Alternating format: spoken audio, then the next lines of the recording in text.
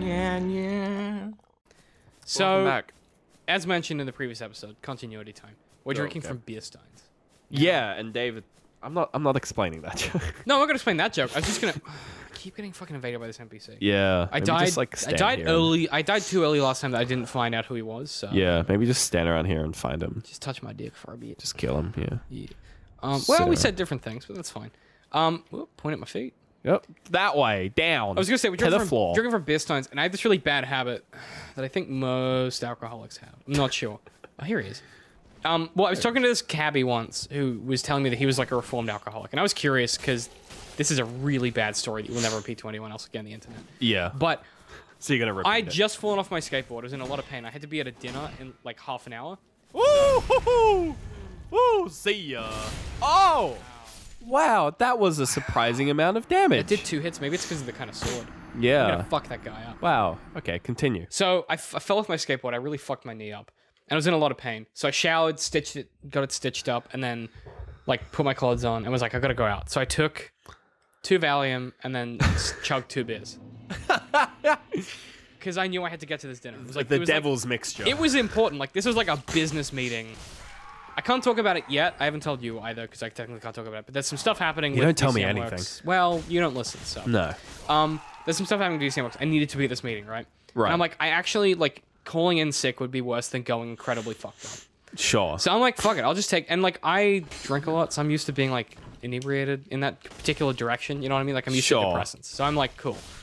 I'll just, it's fine. Just being inebriated in that direction. So I slammed my 2 beers and I had my 2 Valium, and well, I don't think it was. I think it might have been half a Valium actually, which is still a lot of Valium. That's more Valium than no Valium. Exactly. So I feel better. Like I'm in less pain. I'm in less agonizing pain. So I go to this dinner and it goes going pretty well. But on the way, I get in this cab with this this Indian dude who has like, I can't identify the accent, but it wasn't in like a super strong Indian accent. I want to say like Malaysian or something, like Malaysian or Taiwanese. It's hard. He wasn't Indian at all. Well, when I was talking to him, he said he was from India, but he grew up wherever the place was that his accent was from. I don't remember. It was a while ago. Philippines. Yeah, and he was saying that he lived in Australia for like 10 years or whatever. And when he first moved here, he got into like the Brisbane like country drinking, where it's just like you drink a lot all the time. Yeah. And that like it was like affecting his job and like his health and stuff. And I was like, oh well, thank God I'm not at that point. You know, like Yeah. my problem is under control. Like, well, my addiction is under control. It's not yet a massive problem. God damn it! That fucking move. Yeah. It's a strong one. Point being, he was saying, oh, well, and I was like, oh, well, what about now? He's like, I don't drink at all. And I'm like, okay, that's interesting. Like, what changed? And he goes, I just woke up one day and stopped. And I'm like, okay, Wow. not That's one way of helpful doing it. conversation to have. Yeah. I'm like, why? And he explained, like, he used to have this ritual where, like, he would get home from work and he You would... keep getting hit by that. Every fucking time you get hit by that. When are you gonna learn, David? When are you gonna fucking grow up and learn? Right now. Alright, continue. Um, Man, I was Got him. gonna scream at you if you got hit him, by yeah. him again. and so he's like telling me about how like he had this ritual, which I think that I think this is what happens to like a lot of people that are like career alcoholics is like Sure. they fetishize. I don't know, it's hard to explain. Like Yeah. they kind of fetishize the process of drinking. Where like he was saying that like he would like have 2 glasses, like 2 beer frosted glasses, and he would have one in the fridge and then one that he would be drinking from, and he would swap them out as he got like the next drink. And I was like, that is such a ritual. You were gonna. Oh, you're so close to being Dude, I'm cussed. fine. Chill the fuck out. I'm chilling. And I was like, that's such a ritual that it's like a concerning. Yeah. Like it's no longer like a functionality thing. Then it's like I don't know. Like, I it's have so a weird problem. to me. Yeah, like that's like you have a problem that's beyond like just like a like that's like no longer a substance problem. That's like a human lifestyle being problem. problem, Like you know what I mean? Like I'm like I don't know how you would even begin to deal with that. And I guess he just woke up and was like, this isn't a good way to be living. Come on. Man, you're getting dicked. You're just getting dicked. They're just dicks, and you are them. Dicks, right? Dick. Thanks for helping. You're getting dicked. Thanks for helping. Oh! Double dicks. You got 3 dicks. 3 a whole dicks lot of right dicks. in your mouth. Yeah, a whole lot of dicks coming at you. So many dicks. That's a lot of penis. You know how much Continue your story. you know how much penis is a lot of penis? That many? More than one. Woo! Continue your story. You clearly aren't gonna get I past don't know this if I fight. can do this. I might need to practice or something. Jesus, I haven't practiced Dark Souls in so long. Yeah. I just turn up and play. Woke up like this. Yeah. I don't know. It's just like an interesting conversation because it spoke to me of like, just like a facet of that particular. I don't think there's any. This is just like an empty. Yeah, this is just like a thing. Yeah. I don't know. It spoke to me of like this particular facet of like, some people become addicted to the point where like they David. fucking come on. David. It's because I'm trying to get to the next area. I'm never waiting. He's just rushing, and the ambush is set up so well that if you rush, yeah. There's people at home screaming at me every time it happens.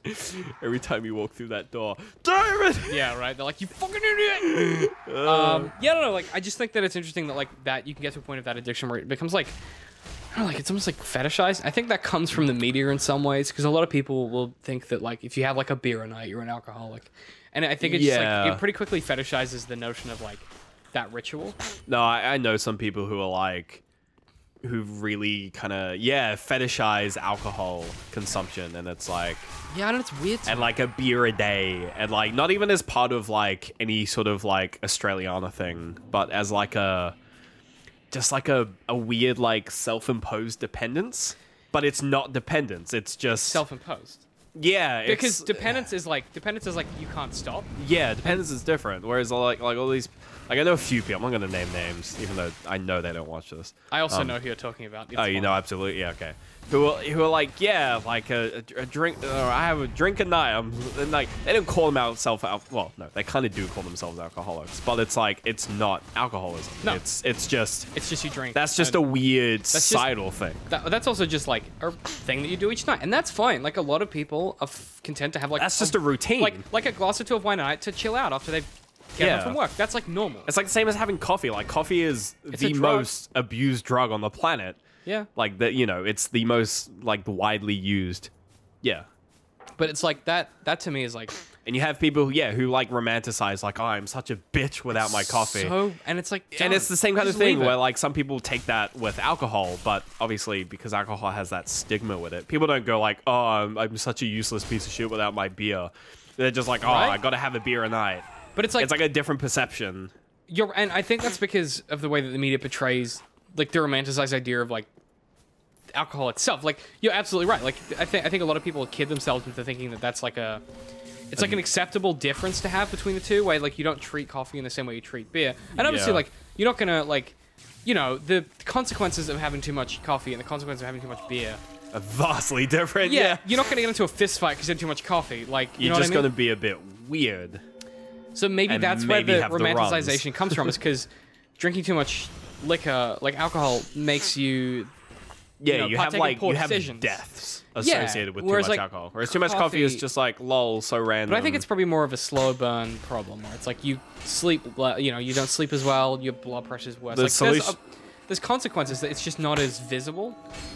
So then it's more romanticized to be an alcoholic because you can see the outcomes and then you can tell those outcomes in a romantic way in storytelling. I feel like it's, as a society, it's easier to maintain a coffee addiction than it is an alcohol addiction.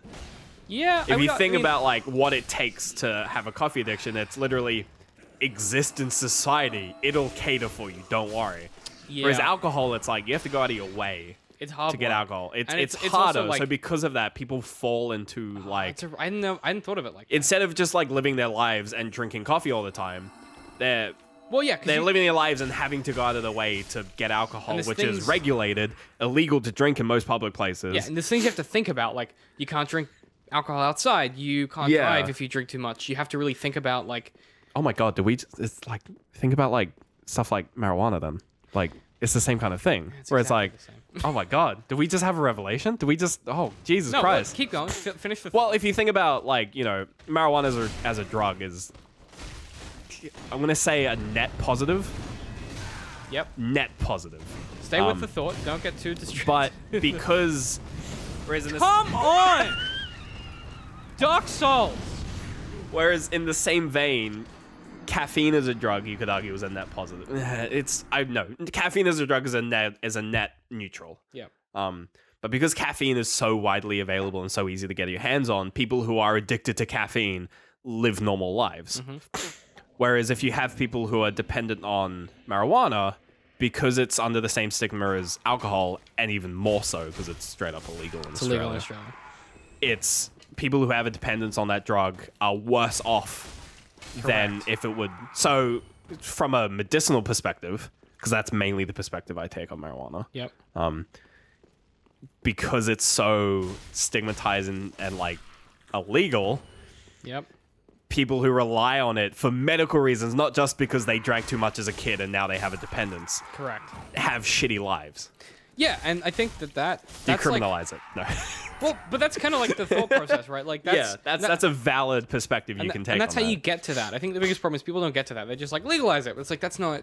You legalize it because I want to smoke weed at a house party. It's like in my 20s. If weed was legal, I would definitely like look into whether or not that would be more medicinally beneficial for me than whatever my current addiction is. Yeah. Painkillers or the alcohol, whatever it is, to solve whatever it is. Well, apparently it is a good for heroin addicts. There's been studies showing that it's a useful tool for helping heroin addicts with withdrawal symptoms. Right. Because you get addicted to it, and it's a better drug than heroin. And also, like, it's better for you. Yeah, like it doesn't ruin you like heroin does. I mean, there's a lot of people that seem to think that weed is better for you than alcohol, but I think that it really overlooks a lot of the nuances. It's apples and grapes. Yeah, it's apples and grapes. Because apples and oranges are way too simple. Also, why can't fruit be compared? Yeah. On that note, we'll see you guys next time.